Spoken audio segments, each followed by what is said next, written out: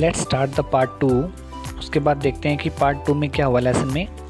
कारी becomes fond to ripe bananas, यानी कि कारी को पके हुए जो केले थे वो खाने बहुत ही पसंद थे। He believed in self help, वो सेल्फ हेल्प में ही विश्वास रखता था। Much to the discomfort of his friend, यानी कि वो अपने दोस्तों को किसी को भी डिसकम्फर्ट नहीं करना चाहता था, दुखी नहीं करना चाहता था। वो तो बस सेल्फ हेल्प में ही ज़्यादा बिलीव करता था।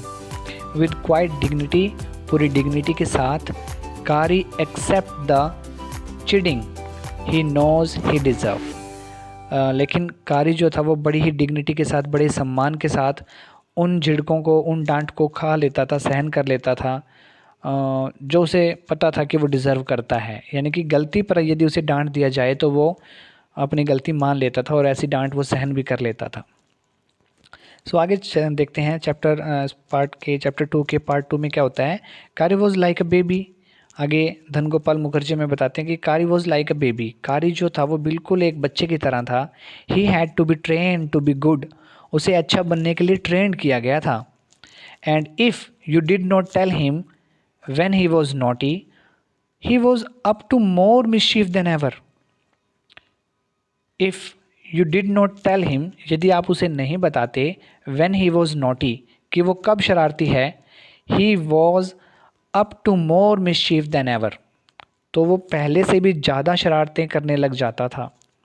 फॉर एग्जाम्पल, उदाहरण के लिए, वन डे, एक दिन, somebody gave him some bananas to eat, किसी ने उसे खाने के लिए कुछ केले दे दिए।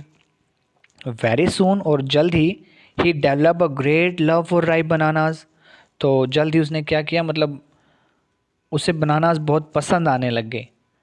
ही use to keep large plates of fruits on a table near a window in the dining room.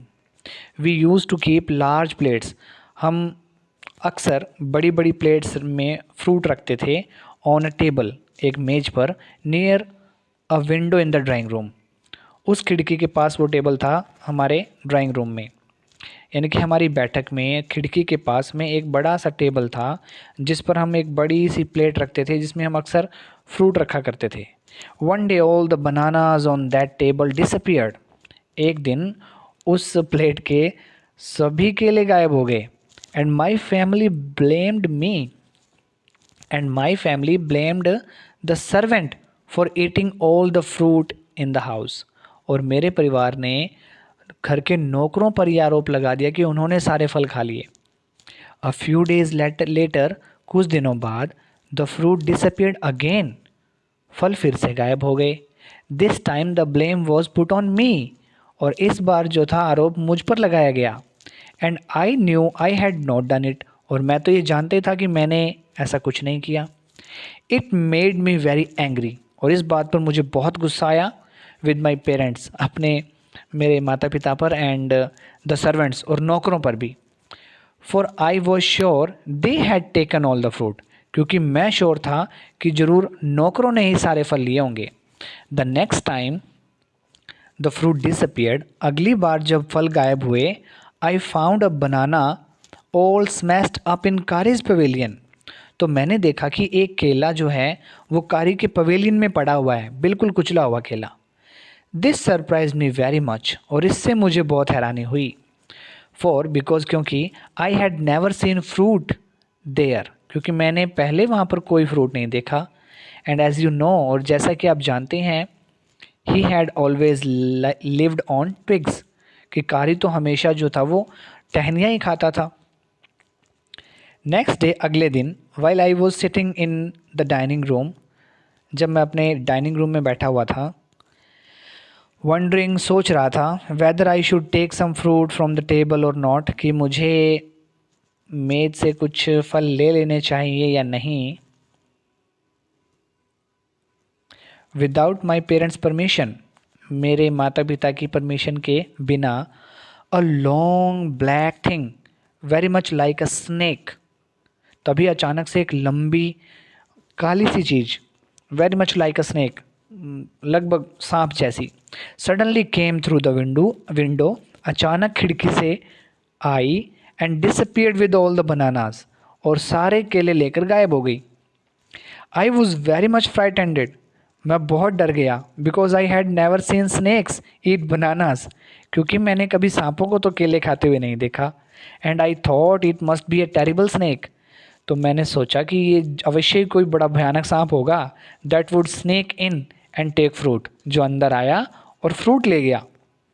I crept out to the of the room, मैं कमरे से बाहर निकला and with great fear in my heart ran out to the of the house, और अपने दिल में बहुत डर लिए, with a great fear in my heart, अपने दिल में बहुत डर लिए, ran out of the house, घर से बाहर भागा, feeling sure that the snack would come back into the house, feeling sure, क्योंकि मैं इस बात को लेके पूरा श्योर था, आश्वस्त था कि the snack would come back into the house, कि वो सांप फिर से घर में आएगा, ईट ऑल द फ्रूट, सारे फल खाएगा, and kill all of us, और हम सबको मार देगा। एज आई वेंट आउट, लेकिन जैसे ही मैं घर से बाहर निकला, आई सा, मैंने देखा, Kari's back disappearing in the direction of the pavilion, मुझे कारी की पीठ दिखाई दी जो कि पवेलियन की ओर जा रहा था। And I was so frightened that I wanted his company to cheer me up, and I was so frightened, और मैं बहुत डर गया, that I wanted his company, क्योंकि मुझे उसका साथ चाहिए था, टू चीयर मी अप, कि वो हमेशा मेरे साथ यूँ ही खेलता रहे। But I ran after him into the pavilion, फिर मैं उसके पीछे पीछे पवेलियन की ओर दौड़ा, and I found him there eating bananas, और वहाँ मैंने उसे केले खाते हुए पाया। आई स्टूड स्टिल इन एस्टॉनिशमेंट, सो मैं बड़ी हैरानी से वहीं खड़ा रहा। The bananas were lying strewn all around him, उसके चारों तरफ केले केले पड़े थे। He stretch out his trunk and reach for one far away from where he was standing, और मैंने क्या देखा, he stretch out his trunk, वो अपनी सूंड को फैलाए जा रहा था, and reach for one for away from where he was standing, और क्यों फैला रहा था वो अपनी सूंड को, क्योंकि वो जहाँ खड़ा था एक केला उससे बहुत दूर पड़ा था। Then that instant the trunk looked like a black snake, तब मुझे पता चला कि उसकी जो सूंड है वही उस काले सांप की तरह थी। एंड आई रियलाइज दैट कारी वॉज द थीफ, और अब मुझे रियलाइज़ हो गया कि कारी ही वो चोर है। आई वेंट टू हिम, मैं उसके पास गया, pulled him out by the ear, उसका कान पकड़ कर खींचा, and joyously showed my parents, और बड़ी खुशी से अपने माता पिता को बताया, that it was Kari and not I, ये कारी था, मैं नहीं, that had eaten all the fruits, जिसने सारे फल खाए थे, दीज मैनी वीक्स, इन सप्ताह में। देन आई स्कोल्डेड हिम, फिर मैंने उसे डांटा। For elephants understand words as well as children, क्योंकि हाथी भी ना शब्दों को समझते हैं जैसे कि बच्चे समझते हैं।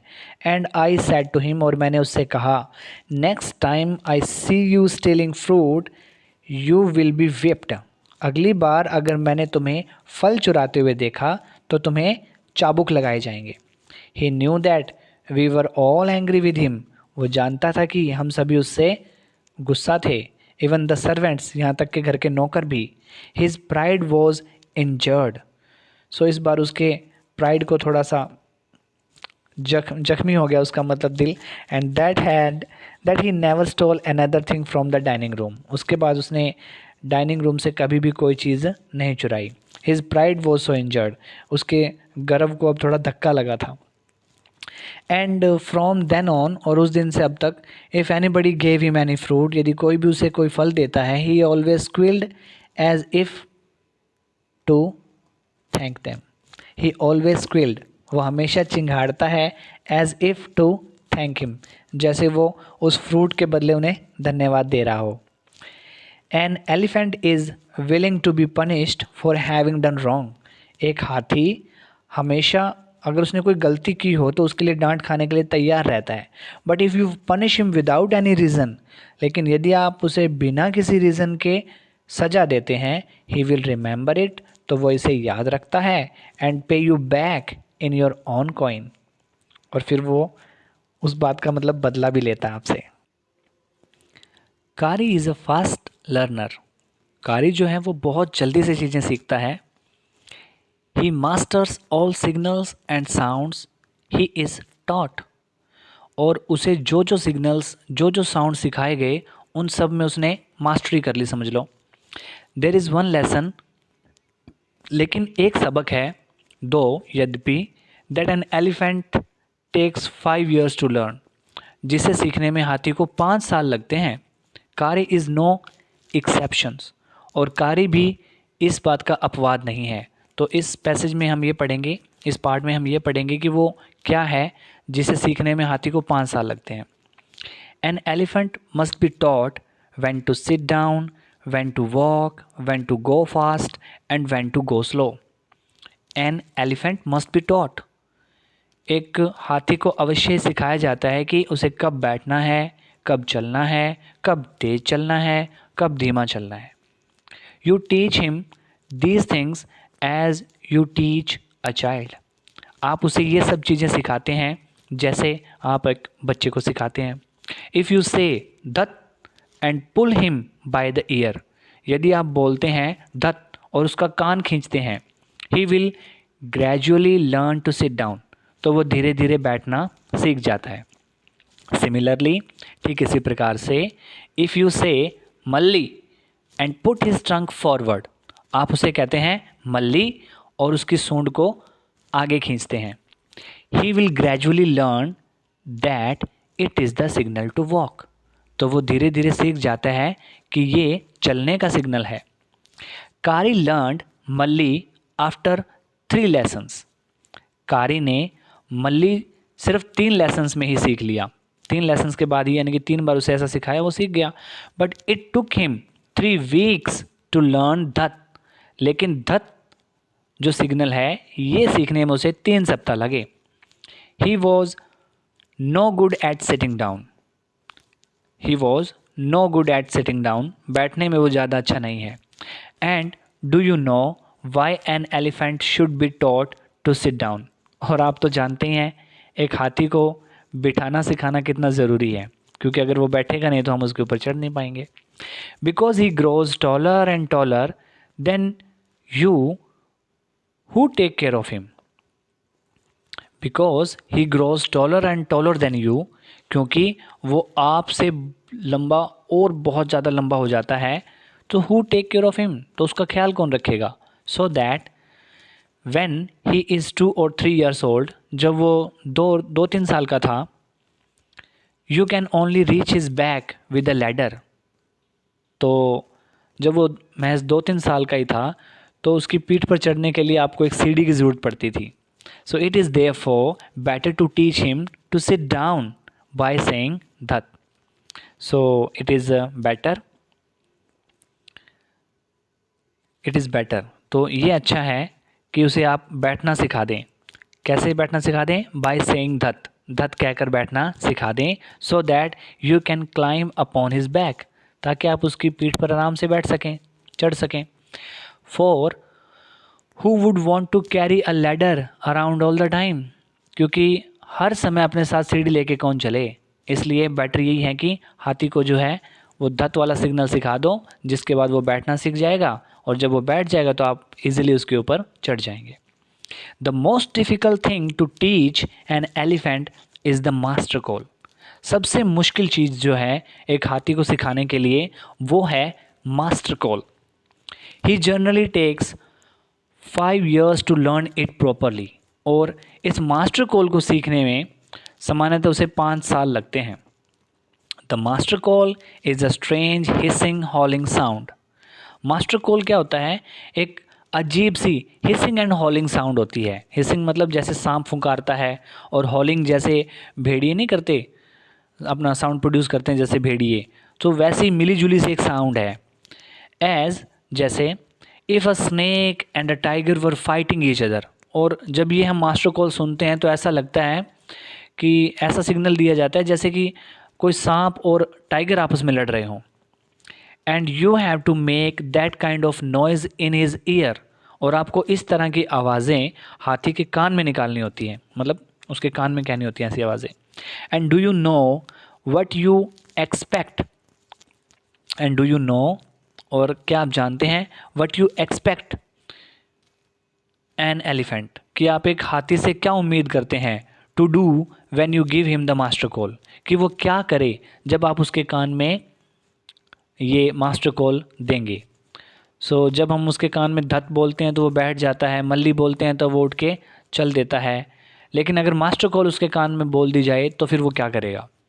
If you are lost in the jungle, यदि आप जंगल में खो जाएं, and there is no way out, और बाहर निकलने का कोई रास्ता ना हो, and everything is black except the stars above, and everything is black, और हर एक चीज़ काली हो, मतलब अंधेरा हो, एक्सेप्ट द स्टार्स अबव, यानी कि आसमान में सितारों को छोड़कर हर चीज़ काली हो, और आप जंगल में कहीं खो गए हो।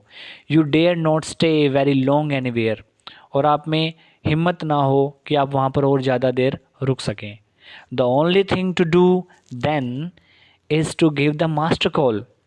सो एक ही चीज़ है उस समय जो आप कर सकते हैं, that is the master call, और वो है master call. And at once the elephant pulls down the tree in front of him with his trunk. और जब वो मास्टर कॉल सुनता है तो एट वंस तुरंत ही elephants pull down the tree, हाथी पेड़ गिराने शुरू कर देता है, इन फ्रंट ऑफ हिम जो उसके सामने होते हैं, विद हिज ट्रंक अपनी सूंड से। This frightens all the animals away, और इससे जब पेड़ टूटकर गिरता है तो सभी जानवर डर जाते हैं और दूर भाग जाते हैं। As the tree comes crashing down, और जैसे ही पेड़ गिर रहे होते हैं, monkeys wake from their sleep, बंदर अपनी नींद से जाग जाते हैं, and run from branch to branch, और एक ब्रांच से दूसरी ब्रांच पर भागने लगते हैं। You can see them in the moon light, और चांद की रोशनी में आप उन्हें भली भांति देख सकते हैं। And you can almost see the stage running in the all direction bellows, and you can almost see, और आप देख सकते हैं स्टेजेस को, यानी कि बारहसिंगा को भी, running in all direction below, जो हर दिशा में दौड़ रहे होते हैं। You can hear the growl of the tiger in the distance, और आपको दूर कहीं टाइगर के गुर्राने की आवाज़ भी सुनाई देती है। इवन ही इज़ फ्राइटेंडेड, हाँ हालांकि वो डरा हुआ है। Then the elephant pulls down the next tree and the next and the next, और इस तरह से हाथी एक के बाद अपने आगे आने वाले पेड़ों को गिराता जाता है। Soon you will find that, और जल्द ही आप पाते हैं कि he was made a road right through the jungle straight to your house, उसने एक रास्ता बना दिया है आपके लिए, आपके घर जाने के लिए, ठीक जंगल के बीच से। So this is the lesson bringing up कारी, कारी का पालन पोषण, रिटन बाय धन गोपाल मुखर्जी फ्रॉम कारी the elephant. Thank you very much.